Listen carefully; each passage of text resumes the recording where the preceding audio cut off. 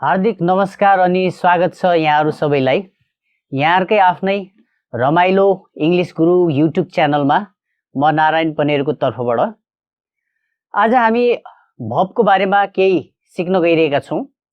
Verb भनेको सेन्टेन्सको मुटु हो।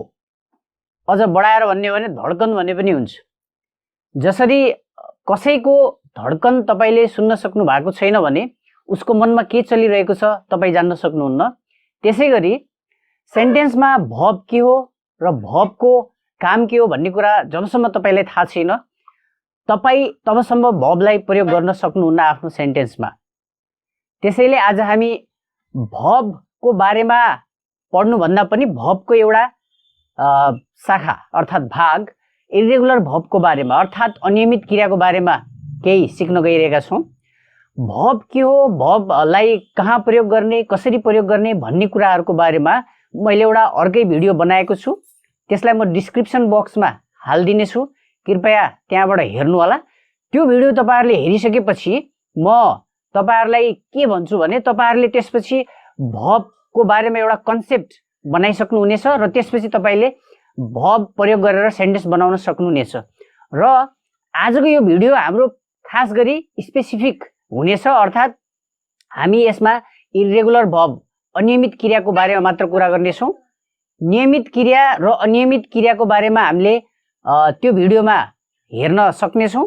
आज चाहिँ अनियमित क्रियाको बारेमा मात्र हामी कुरा गर्न गइरहेका छौं र यस भिडियोमा मैले के कुराहरु यहाँ समक्ष प्रस्तुत गर्न खोजेको छु भन्ने कुरा म यहाँ भन्न चाहन्छु। सबैभन्दा पहिला हामी इरेगुलर भर्बको 5 वटा स्वरूपहरु हेर्नेछौं र त्यसपछि त्यसको स्पेलिङ सहित उच्चारण अर्थात प्रोनाउन्सिएसनको बारेमा पनि हामी जानकारी लिनेछौं र अन्तमा इरेगुलर भर्बहरुको पुरै 5 वटा फर्महरु प्रयोग गरेर कसरी सेन्टेन्सहरु डेभलप गर्ने, कसरी सेन्टेन्सहरुको निर्माण गर्ने भन्ने कुराहरु पनि हामी आज सिक्नेछौं। र आजको भिडियोमा 10 वटा इरेगुलर भर्बको बारेमा हामी जान्नेछौं र इरेगुलर भर्ब भनेको रेगुलर भर्ब भन्दा अलिकता गाह्रो हुन्छ बुझ्नलाई, किनभने रेगुलर भर्बमा V2 V3 बनाउनको लागि भर्बको अन्तमा ईडी थप्यो भने पुग्छ, तर इरेगुलर भर्बमा चाहिँ त्यो नियम लागू हुँदैन। यसमा पुरै स्पेलिङ नै चेन्ज भएको हुन्छ V2 V3 बनाउँदाखेरि। त्यही भएर हामीले स्पेलिङ नै पुरै याद गर्नुपर्ने हुन्छ, अन्य कुनै पनि उपाय छैन। र अब आज हामी 10 वटा इरेगुलर भर्बको बारेमा जान्ने छौं डिटेलमा र त्यसपछि हाम्रो यो इरेगुलर भर्बको श्रृंखला अर्थात अन्य भिडियोहरु चाहिँ यसपछि क्रमशः आउँदै गर्नेछन्। सबै भिडियोहरुलाई तपाईहरुले हेर्दिनु भयो भने लगभग 200 को आसपासमा हाम्रो इरेगुलर भर्बहरु रहेका छन् र ती सबै भर्बहरुलाई म यहाँहरु समक्ष प्रस्तुत गर्नेछु। ल त आजको यो भिडियो हामी सुरु गरौँ। Let's go.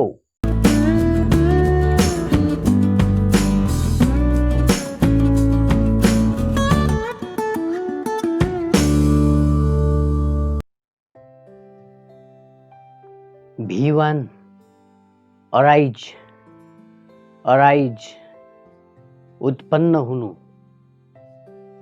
यसको उदाहरण रहेको छ प्रब्लम्स अराइज फ्रम केयरलेसनेस। हेलचेक्राइले समस्याहरू उत्पन्न हुन्छन्। Carelessness means हेलचेक्राइ। V2 छ अराउज, अराउज उत्पन्न भयो। A problem arose from his carelessness. उसको हेलचेक्राइले समस्या उत्पन्न भयो। V3 अरिजन, अरिजन उत्पन्न भएको। Problems have arisen from his carelessness. उसको हेलचेक्राइले समस्याहरू उत्पन्न भएको छन्। उसको केयरलेसनेसले समस्याहरू उत्पन्न भएका छन्। V4 अराइजिङ, अराइजिङ उत्पन्न भइरहेको। A problem is arising from his carelessness. उसको हेलचेक्राइले समस्या उत्पन्न भइरहेको छ। B5 arises, arises उत्पन्न हुन्छ। प्रब्लम अराइजिज फ्रम केयरलेसनेस, हेलचेक्राइले समस्या उत्पन्न हुन्छ। V1 awake, awake जाग्नु। They awake at night, उनीहरू रातमा जाग्छन्। खास गरी awake एड्जेक्टिभको रूपमा बढी प्रयोग हुन्छ, तर हामी मेन भर्बको रूपमा पनि यसलाई प्रयोग गरेर हेर्नेछौँ। यो एड्जेक्टिभ र मेन भर्ब दुवै हुन्छ, तर मेन भर्बको रूपमा अलिक कमै प्रयोग हुन्छ। दे अवेक एट नाइट, उनीहरू रातमा जाग्छन्। V2 अवक, अवक जाग्यो। दे अवक एट नाइट, तिनीहरू रातमा जागे। अवकन, अवकन जागेको। मदर हैज अवकन मी, आमाले मलाई जगाउनु भएको छ। अवेकिङ, अवेकिङ जागिरहेको। आई एम अवेकिङ माई सिस्टर, म मेरो बहिनीलाई जगाइरहेको छु, अर्थात् बिउजाइरहेको छु। अवेक्स, अवेक्स जाग्छ। माई मदर अवेक्स मी, मेरो आमाले मलाई जगाउनुहुन्छ। जाग्छलाई जगाउनुहुन्छ भनेर सेन्टेन्समा अर्थ लाग्न सक्छ। बी, बी हुनु। I will be a hero, म नायक हुनेछु। वाज थियो, वाज थियो। वर थिए, वर थिए। यो वरलाई हामीले ब्रिटिस इङ्ग्लिसको उच्चारण गरेका छौँ अहिले। अमेरिकन इङ्ग्लिस अनुसार वेयर नै हुन्छ जुन हामी प्रायःजसो प्रयोग गर्छौँ। त यदि सिङ्गुलर छ भने वाज हुन्छ, प्लुरल छ भने वर हुन्छ। हाम्रो सब्जेक्टको आधारमा हामीले भर्बलाई प्रयोग गर्छौँ। आई वाज अ हिरो, म नायक थिए। बिन, बिन भएको। The plane has been hijacked, plane अपहरण भएको छ। यदि आकाशमा अपहरण हुन्छ भने हाइज्याक हुन्छ, र धरतीमा अपहरण भएको छ भने किडन्याप र त्यसलाई एब्डक्सन पनि भन्ने गरिन्छ। बिइङ भइरहेको, बिइङ भइरहेको। आई एम बिइङ लेट, म ढिलो भइरहेको छु। यसको V5 चाहिँ हुँदैन। यदि हामीले इज एमलाई प्रयोग गर्छौँ भने इज एमलाई V5 मा राख्न सक्छौँ। बी भर्बलाई यदि इज एम मध्ये एउटा छानेर राख्नु पर्यो भने, र यदि प्लुरल छान्नु पर्यो भने चाहिँ फेरि बी को ठाउँमा आर हुन सक्छ, किनभने आर प्लुरल हो र V1 भनेको प्लुरल भर्ब मानिन्छ र V5 भनेको सिङ्गुलर मानिन्छ। त्यसैले इजेमलाई V5 मा हामी राख्न सक्छौँ, किनभने तिनीहरू सिङ्गुलर हुन्। बेयर, बेयर सहनु। We bear the pain of separation, हामी बिछोडको पीडा सहन्छौँ। सेपरेसन मिन्स बिछोड। बोर, बोर सहयो। We bore the pain of separation, हामीले बिछोडको पीडा सहयौँ। बोन सहेको, बोन सहेको। We have borne the pain of separation, हामीले बिछोडको पीडा सहेका छौँ। Bearing, bearing सहिरहेको।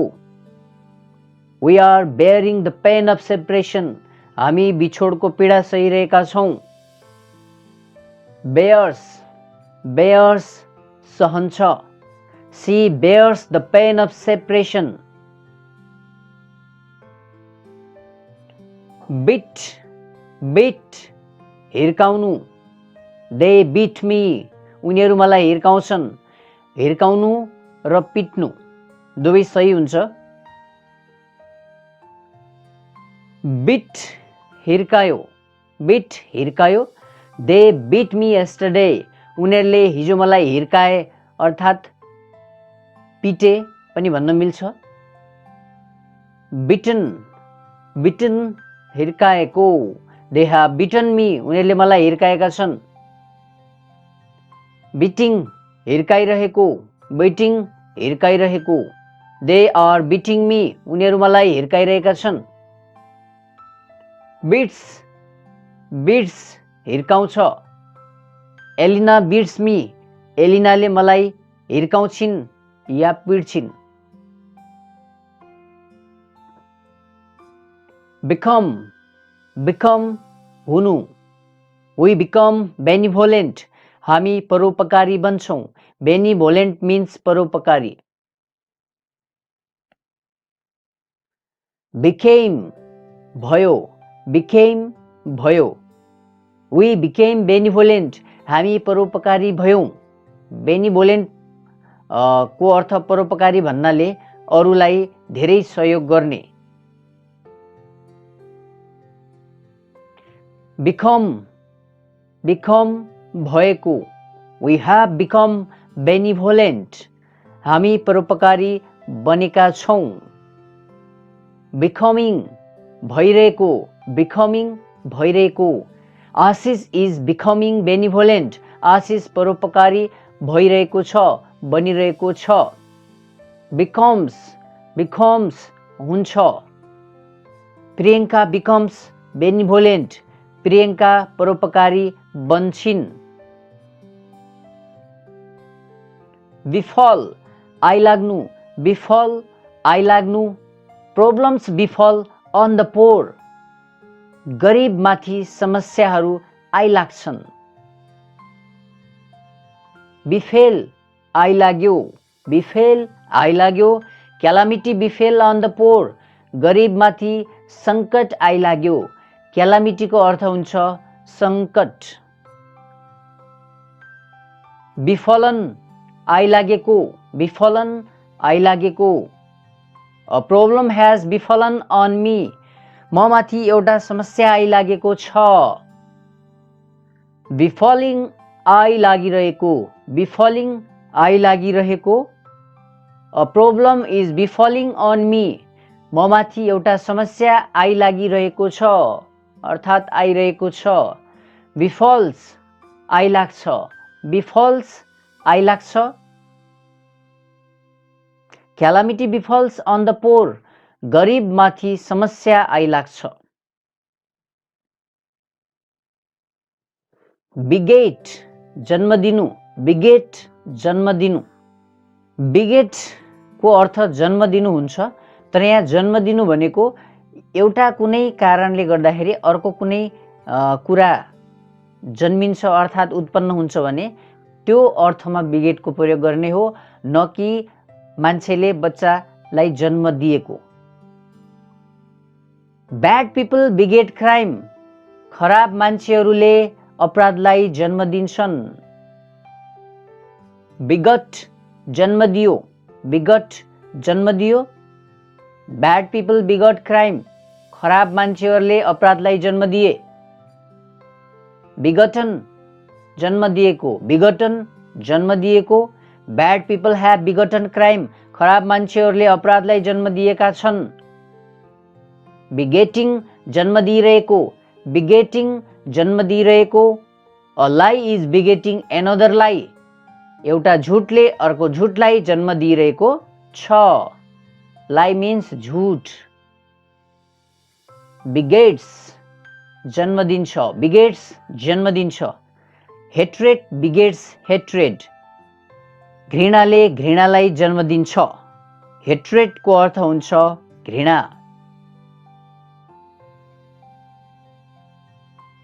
Begin सुरु गर्नु, बिगिन सुरु गर्नु। नेस्लिङ्स बिगिन टु फ्लाइ, बचेराहरू उड्न सुरु गर्छन्। नेस्लिङ्स मिन्स बचेराहरू, चराको बच्चाहरू।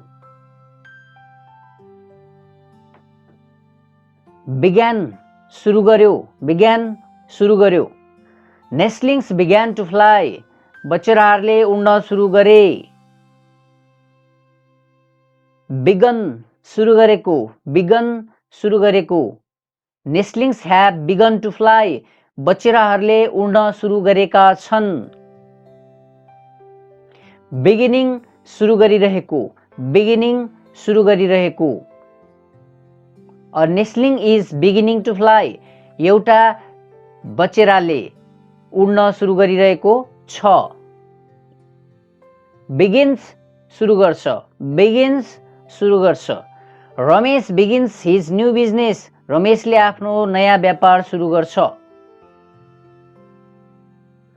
बेन्ड झुक्नु, बेन्ड झुक्नु अथवा निहुरिनु। प्लिज बेन्ड योर हेड, कृपया आफ्नो टाउको झुकाउनुहोस्। बेन्ट झुक्यो, बेन्ट झुक्यो। सी बेन्ट हर हेड, उनले आफ्नो टाउको झुकाइन्। बेन्ट झुकेको, बेन्ट झुकेको। She has bent her head, उनले आफ्नो टाउको झुकाएकी छिन्। बेन्डिङ झुकिरहेको, बेन्डिङ झुकिरहेको। She is bending her head, उनी आफ्नो टाउको झुकाइरहेकी छिन्। बेन्ड्स झुक्छ, बेन्ड्स झुक्छ। सी बेन्ड्स हर हेड, उनी आफ्नो टाउको झुकाउँछिन्।